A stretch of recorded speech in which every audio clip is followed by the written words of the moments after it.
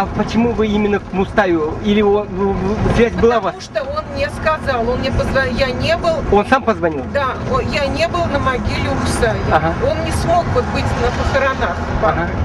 И я это вот хорошо запомнила. И поэтому, будучи в Перми, решили Да, ему позвонить, да. чтобы Думаю, тоже... как раз я через Уфу лучше поеду обратно. И Ага. все равно я к папе поеду на могилу.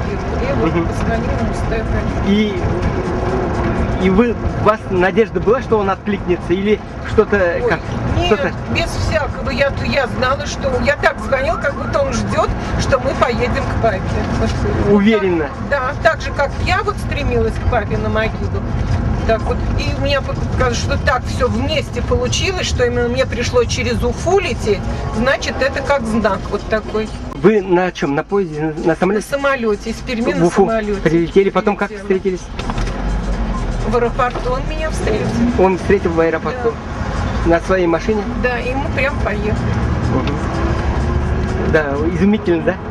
И это же не близкая дорога, там туда, это за рулем, Да. поехать туда и потом обратно. А в Слагбаш приехали, удивились или знали они уже, что вы приедете? А мы не заезжали в Слагбаш. А то есть вы вообще... Не заезжали, мы только до могилы и обратно. То есть никто даже не знал, что вы побывали там. Да. Ну а зачем кому чего говорить?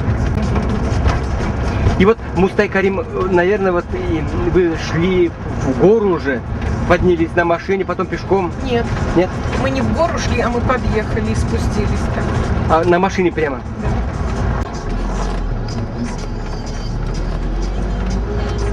И вот вы к могиле подошли, да? Мустай Карим что-то сказал? И каждый был со своими мыслями.